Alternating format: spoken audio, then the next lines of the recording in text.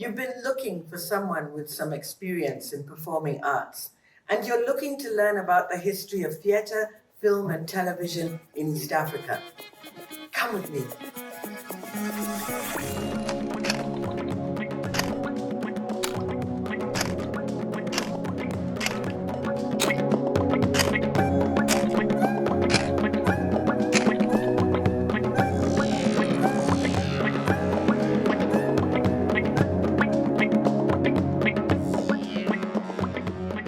If you're interested in seeing the arts through my experiences, you're in the right place. So be sure to hit the subscribe button and the notifications bell so you're the first to know when I upload a new video. Heart and soul, every laugh, every cry. Welcome back. This is episode 5 on the making of Heart and Soul. Today we're going to talk about some memorable moments. Heart and Soul was received with mixed reactions during its production and airing.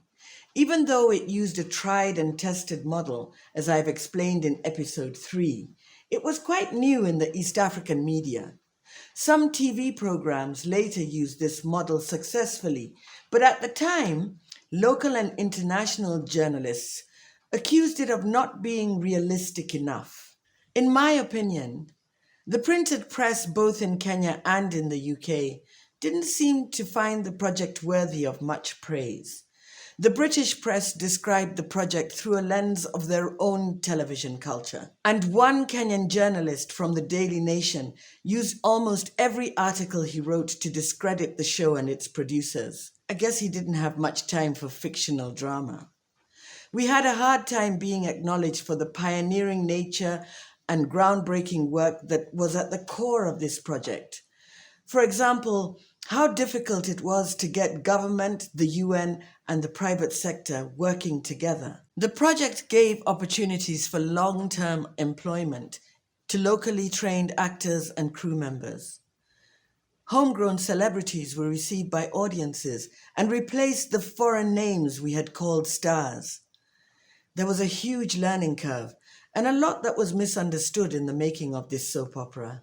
Another highlight was the photograph, which thankfully I can't find online, that appeared in the obituary pages of the Daily Nation of the actor Raymond Ofula, who was playing the role of Noah Melly, and whose funeral opens the first episode of Heart and Soul. I was talking to Raymond recently, and he told me he wasn't informed that this was going to happen, and how shocked his relatives were to read the newspapers announcing his demise.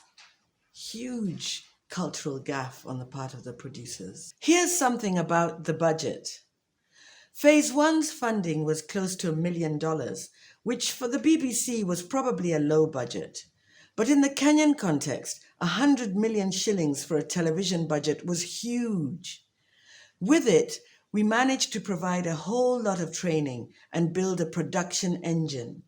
This was probably the first time that a Kenyan television program came with a training model for cast and crew. The budget also catered for paying the broadcasters for the programs to be aired in prime time. Over 80% of the budget was spent on creative development and production.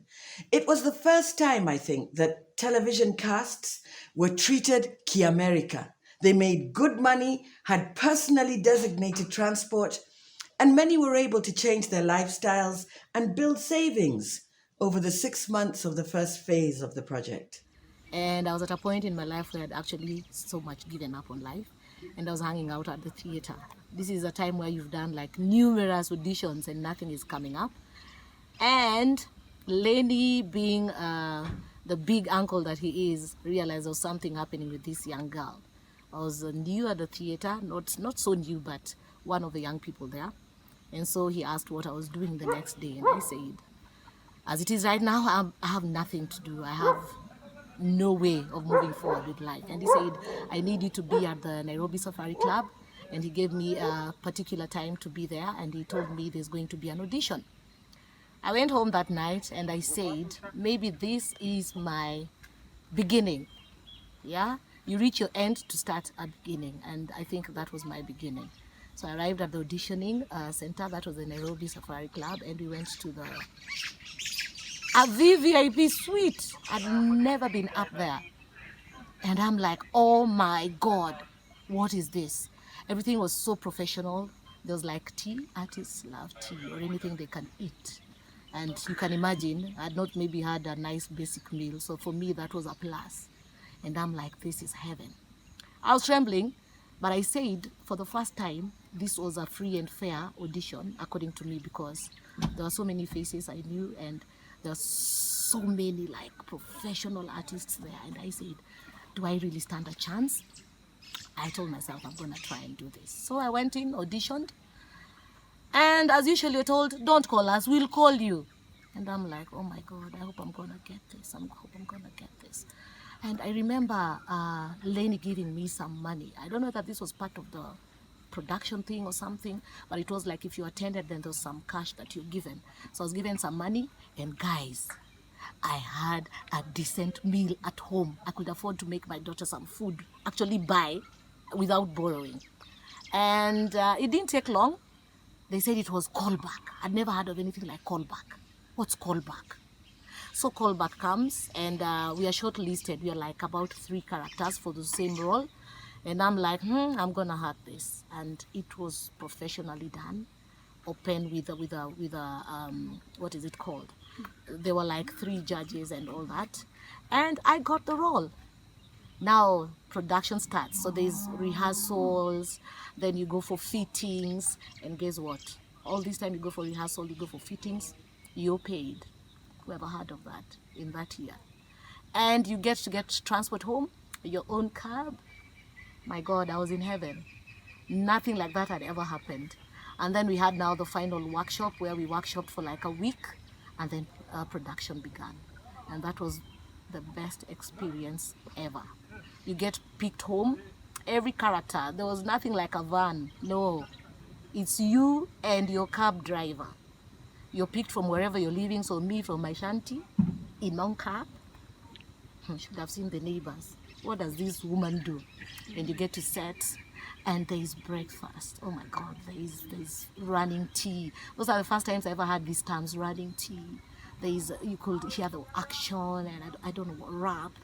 Oh my God, everyone is all over you. You know, cast. You're treated like royalty.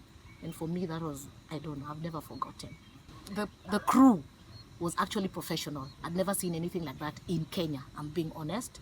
And it was quite amazing. I learned a lot from my fellow actors, from the director. I remember Ken, where did he go? Wardrobe people. I remember Jillian. I remember Sophie. Yeah, wardrobe people. And my fellow actors, of course, Christine. I remember Steenie. I remember even people who are in politics right now. Shebesh. We acted with Shebesh. If you enjoyed this video, don't forget to leave me a comment below. Do tune in for more content about my journey and experiences as an East African performing artist, director, playwright, and cultural activist. If you liked this video, please like and share.